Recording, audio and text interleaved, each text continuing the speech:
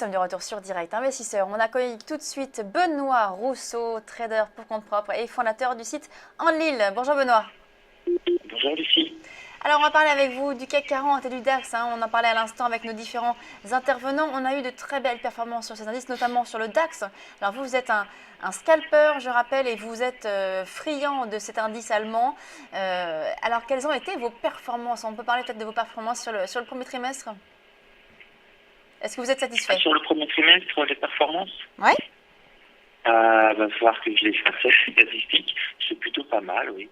Là, je préfère rester discret parce que si je parle du taux de pourcentage, ça commence à faire beaucoup de jaloux après, généralement. Donc, Bon, alors on va pas faire de jaloux, on va juste parler des marchés. voilà. Et justement, Ça paye le loyer, ça paye mon niveau de vie largement, c'est bon, ça va. alors on va parler justement donc de cette performance. On se dit, c'est vrai qu'après une telle performance sur les premiers mois de l'année, eh bien, on peut se poser la question de savoir s'il ne va pas y avoir maintenant une phase de consolidation. Est-ce que c'est votre sentiment? Je rappelle que depuis quelque temps, vous étiez plutôt baissier, vous. Oui, oui, oui, absolument. Bah écoutez, après quasiment plus de 20% d'augmentation sur un semestre, on a pour l'instant pas de signe réellement de baisse. Encore ce matin, on a repris quasiment 100 points, 150 points en ligne droite. Donc on n'a vraiment pas d'essoufflement. Mais je pense qu'on pourrait quand même avoir un repli. Mais pour l'instant, on n'a pas vraiment de données particulières qui nous incitent à le faire. Donc je continue à vendre sur le niveau symbolique des centaines. En day trading, j'essaie de suivre la tendance. Donc depuis ce matin, c'est à l'achat. J'ai fait que 8 trades ce matin. J'aime pas trop la configuration de la journée parce que il ne reste plus que 24 heures avant un week-end prolongé de 4 jours. Donc généralement, on a un petit peu des mouvements qui vont un peu dans tous les sens. Là, on a un mouvement aussi, si vous le voyez là, actuellement sur le DAX, depuis les 15 dernières minutes, on a une bougie fulgurante qui est partie de 12 000 et qui va sur les 12 050. Là, on est arrivé sur 12 050. On va peut-être même essayer de faire un breakout pour nous amener encore plus haut et revenir sur le niveau des 12 100. Donc, on a pour l'instant aucun signe d'essoufflement.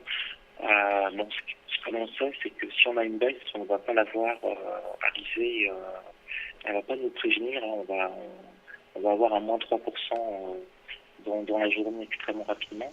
Mais pour le moment, on continue d'augmenter. On est à plus 0,6 sur tous les indices, que ce soit TEC 40 ou le DAX 30. Donc là, on est à nouveau sur 12 050 sur le DAX 30, qui est un niveau assez élevé, et la pression continue toujours à monter. Là, je vais quand même passer un trade. Je suis désolé, je vais passer en direct. Donc là, je viens de vendre sur les 12 050, et je vais essayer de gagner quelques petits points si on redescend vers 12 048 ou 12 049. Alors, justement, c'est intéressant, Benoît. Pourquoi vendez-vous là, à l'instant même, sur les 12 050? C'est un niveau important pour vous, ces 12 050? Oui, c'est un niveau symbolique et généralement on a un petit retracement. Donc là, je le vends maintenant à 48,8. Donc, vous voyez, c'est pas grand-chose. Hein. J'ai récupéré un point et demi à peu près. Mais c'est un niveau symbolique où généralement on s'arrête et on a tendance à retracer un petit peu. Donc, j'aurais gardé un peu plus longtemps parce que là, je peux quand même discuter avec vous, c'est premier pile à ce moment-là. Mais quand on arrive sur des niveaux, je vais vous mettre ça en une minute.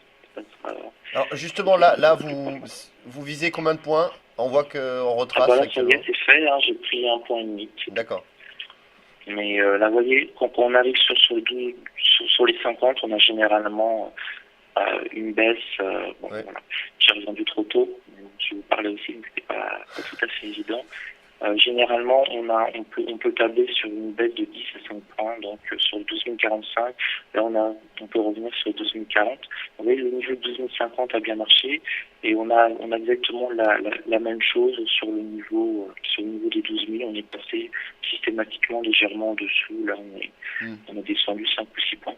Donc, c'est vraiment du micro-scalping. Ça permet de grappiller 1 point, 2 points, 3 points, 5 points, mais extrêmement, extrêmement rapidement. Mm. Et donc la prochaine fois sur les 12 100, si on les atteint, je monte un petit peu sur 12 100, je vais essayer de me positionner vers 12 102, 103, 104, 105 pour un retour sur les 12 000, sur les 12 100. Généralement, quand on casse un niveau tous les 50 points, sauf annonce, on se stabilise généralement sur ces niveaux et on attend pour voir si ça devient une résistance ou un support important. Là, vous voyez, par exemple, le niveau des 12 000, on est dessus depuis 10 heures et on a consolidé pendant à peu près une demi-heure. On n'a pas arrêté de faire du ping-pong sur ce niveau des 12 000, entre 12 000 et 12 010, à peu près 12 015. On n'a pas arrêté d'être dessus pour faire du ping-pong. Ouais. Et là, on est sur 12 050 et on risque de rester encore peut-être 5-6 minutes. Là, ça fait 2, 3, 4, 5 bougies. Ça fait 5 bougies qu'on est à peu près sur ce niveau et qu'on hésite à aller plus haut ou à infléchir ou à rebaisser. Benoît, pour terminer, est-ce que vous avez également des recommandations à nous donner sur le CAC 40 ? Le CAC 40, c'est un peu particulier, oui. Le CAC 40, en fait, il y a quelque chose qui fonctionne vraiment bien depuis toute la semaine, on parle finalement depuis lundi, mais ça a vraiment bien marché. Si on a ce niveau-là des 5100 points, donc voilà, là vous avez mis un graphique sur la semaine, et dès qu'on arrive sur les 5100 points, on a un reflux. Là, on a eu un petit reflux, un très beau reflux la semaine dernière, un très très beau reflux hier. Et là, on risque d'aller retester les 5100 points. Par contre, cette fois-ci, comme on va être au 4e test des 5100 points, si vraiment on est poussé cet après-midi par les États-Unis, on risque cette fois-ci de le crever et de passer largement au-dessus de 5100 points. C'est pas impossible. Hein. On peut aller voir sur le niveau des 5120, 5125.